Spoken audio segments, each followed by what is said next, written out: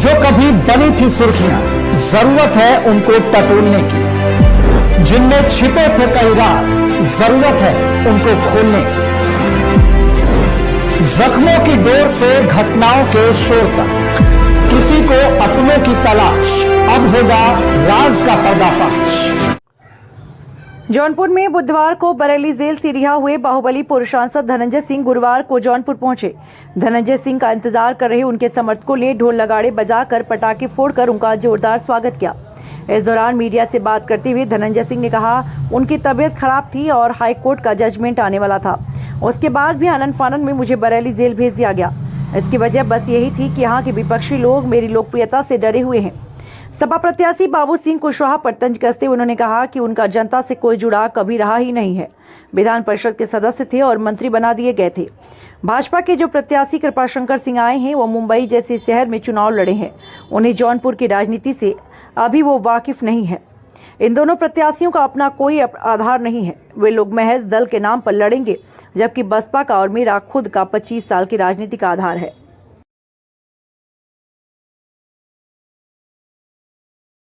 जौनपुर अपने आवास कैसे देख रहे हैं यहाँ का पॉलिटिकल सिनेरियो? पॉलिटिकल सिनेरियो तो रोज़ देख ही रहे थे, अखबारों के माध्यम से तो पता चल ही रहा था। और छूटने से मैं 4 दिन पहले जौनपुर से बाहर गया, तो जौनपुर जेल में भी तमाम लोग मिलने जाते थे। करीब 1000 लोग तो बंद ही हैं, जौनपुर जिले के ही बंद हैं। उनसे मिलने और जुड़ने वाले लोग जो आते थे अक्सर वहाँ पे भेंट मुलाकात लोगों से वही छोटी थी। और खबरें तो पता चलती रहती थी जौनपुर के चुनाव को लेकर। और जिस तरीके से हमारे खिलाफ घेराबंदी की गई थी ताकि हम चुनाव से दूर रहें, पहले तो पार्टिसिपेशन के बाद फिर हम आगे भाग ही न ले सके। हमारी पत्नी को बहुजन समाज पार्टी ने यहाँ से प्रत्याशी बनाया, बहन मालती जी ने, तो उसमें इन लोगों की मंशा थी कि हम उस चुनाव में सम्मिलित न हो पाएँ। और मैं तारीफ करूंगा अपनी पत्नी की, जिन्होंने इस चुनौती भरे समय में इस चुनौती को स्वीकार किया और अपना कदम आगे बढ़ाया। और जनता का भी भरपूर समर्थन मिला है। जौनपुर के लोगों का हर वर्ग के जात मजहब से ऊपर उठकर लोगों ने बहुत स्नेह और सम्मान दिया उनको। और मैं अपने क्षेत्र, अपने समस्त जनपद वासियों का बहुत बहुत शुक्रगुजार हूँ उनका। उनके जितनी तारीफ करें कम है। इस संघर्ष के दौर में वो लोग पूरी ईमानदारी के साथ, मैं देख रहा हूँ जो लोग हमारे साथ पिछले 25 वर्षों से साथ रहे, सब लोग एकदम एकजुट होकर साथ हैं और उसकी तादाद बहुत ज़्यादा बढ़ी है। और आम जनमानस का जिस तरीके से स्नेह और समर्थन मिला है, उनको भी कहीं न कहीं से लगा है जो जिस तरीके से मेरे साथ जो घटनाक्रम हुए गलत। सभी वो मुकदमा 2020 में मेरे ऊपर कायम किया गया था कोविड के। और अभी आप इस गली में, अभी आप लोग पत्रकार हैं, इस गली से निकल के जाइए, क्या दशा अभी भी नमामि गंगे की जो दंश झेल रहा हमारा जनपद पूरी तरीके से। बरसात में देख रहे थे गाड़ियाँ धंस जा रही थी, कुछ न कुछ हो ही रहा। तो जाकर ऐसे मुद्दों को उठाना, वो मुद्दा विधान परिषद की कमेटी में भी उठा हुआ है, उसकी जांच हुई, डीएम की उसकी एडवर्स रिपोर्ट भी है उसकी।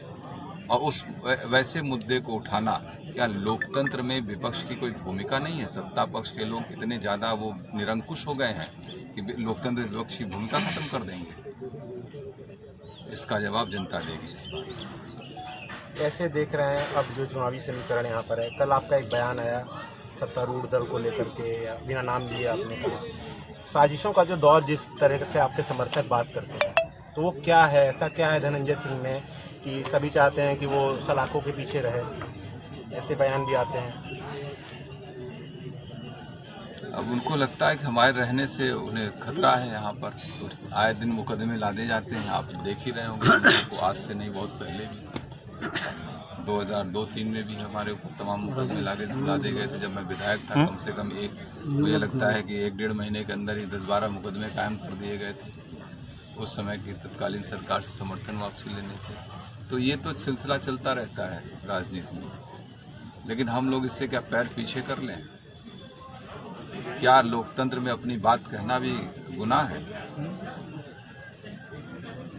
मैं बेबाकी से जनता के मुद्दों को हमेशा उठाता रहा, उठाता रहूँगा, सदन पे, सड़क पे।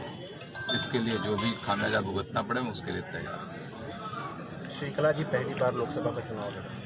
उनके सामने जो दो अन्य उम्मीदवार हैं वो बड़े ओहदे के नेता रहे हैं, चाहे भाजपा के उम्मीदवार की बात की जाए चाहे सपा की बात। ऐसे ना तब एक चीज़ हम भी बताएं आपको, राजनीति में